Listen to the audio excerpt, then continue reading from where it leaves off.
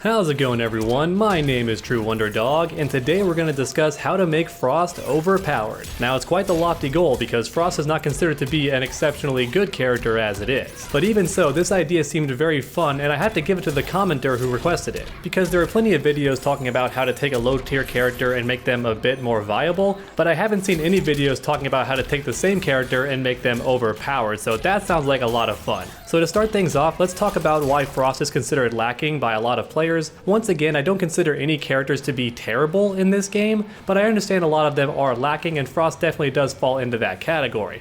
So for starters, Frost is very slow, especially her mids. So this move right here, many would argue is one of her best moves, but it's 19 frames on startup. That's very slow. Now if you're wondering how slow, it's slower than Kotal Khan's mid, and Kotal Khan is already famous for being very, very slow, and Frost is even slower still with this move.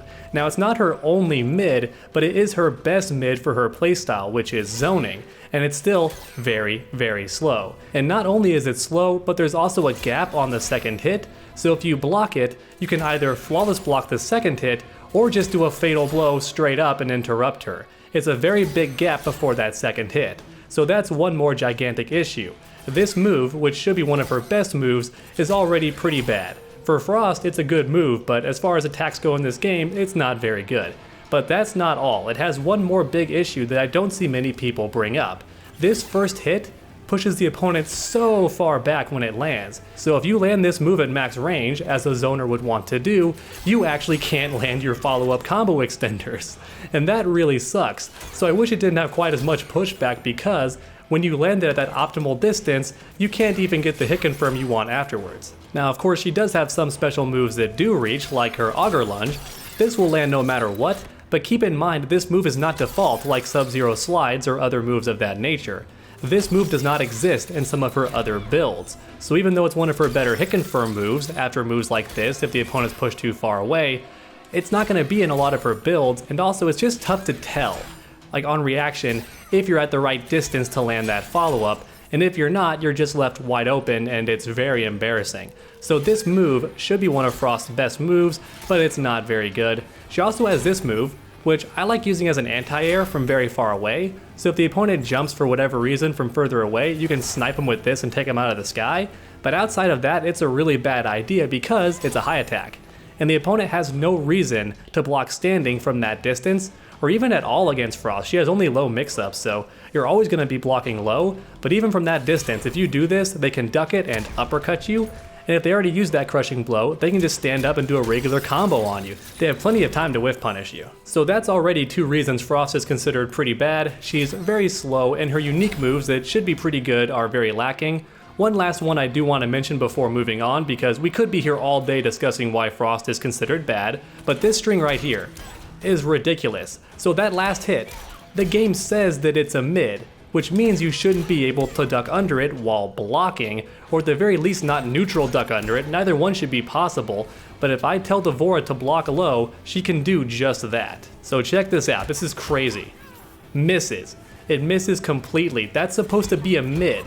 It should not miss. Okay, there it landed. So sometimes it does, sometimes it whiffs entirely. It has a very, very weird hitbox on it, similar to this move, which also has a terrible hitbox on it.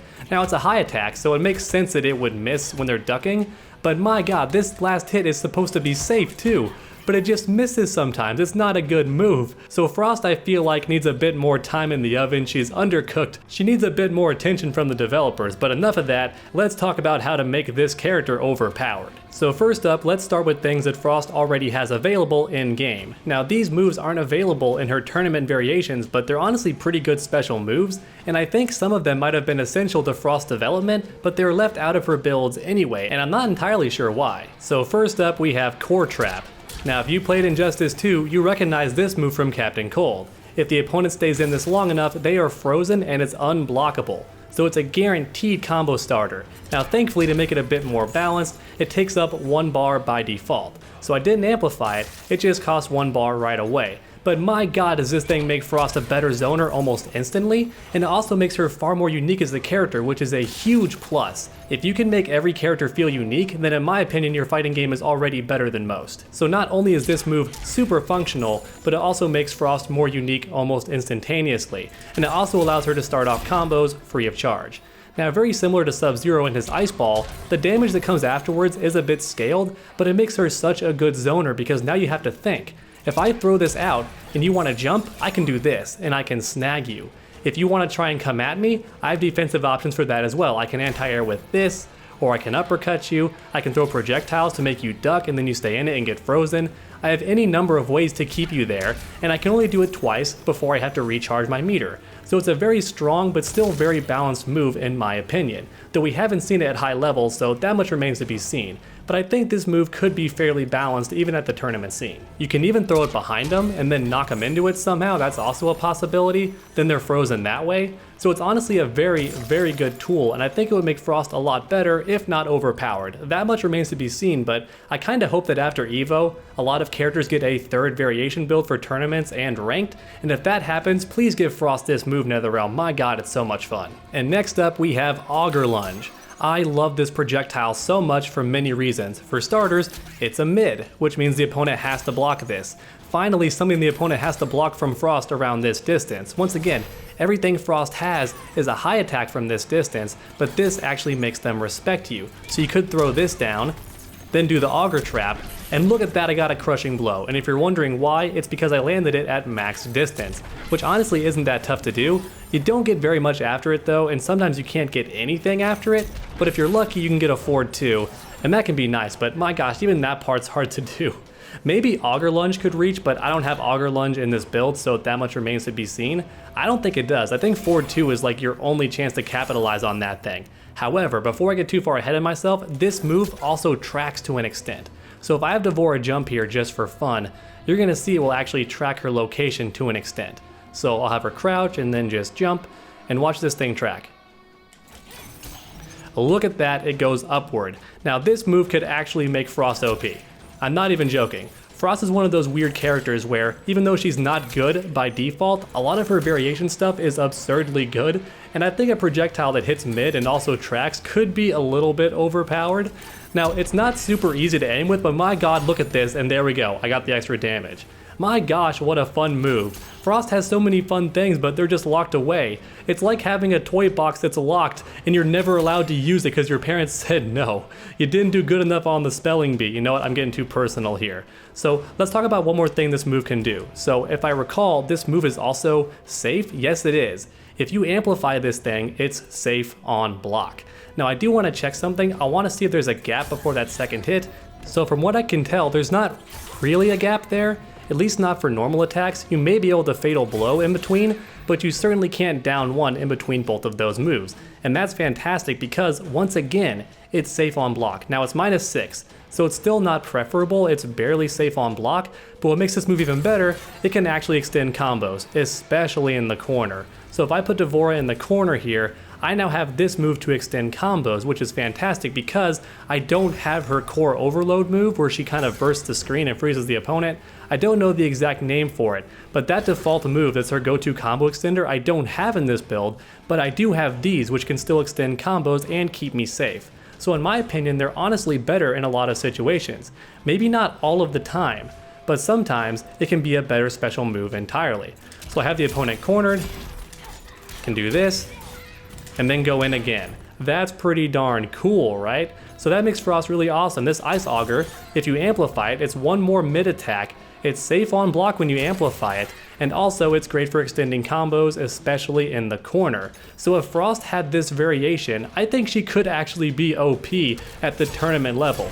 Now that remains to be seen. Once again, she is very slow. In fact, her down one is really slow. Let me turn on frame data real quick because a lot of people get mad at me for not doing that, and reasonably so. I understand why. Let me go ahead and turn on active frame data. So look at this. It's 9 frames. Most down ones are 7 or even 6. Hers is 9, similar to Katana, but her down 3 is 8 frames. So Frost does not have any 7 frame normals while she's crouching. None whatsoever. I do think she has some while standing. Let me go ahead and double check though. What's this? 7, okay. So her standing light attack is actually pretty good. Her standing 1 is 7 frames, but she has no mids that are 7 frames, which pretty much every other character has. Now, her crouching attacks can be pretty good, especially down 4, but my god, not a single 7 frame attack that can hit a crouching opponent.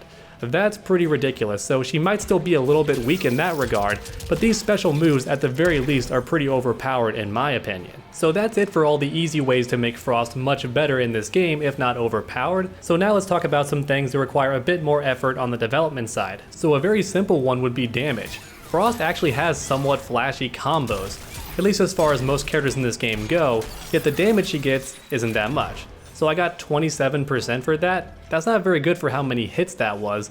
And in the corner she gets even better strings, but the point is her damage really isn't that good for how many hits I'm actually landing here.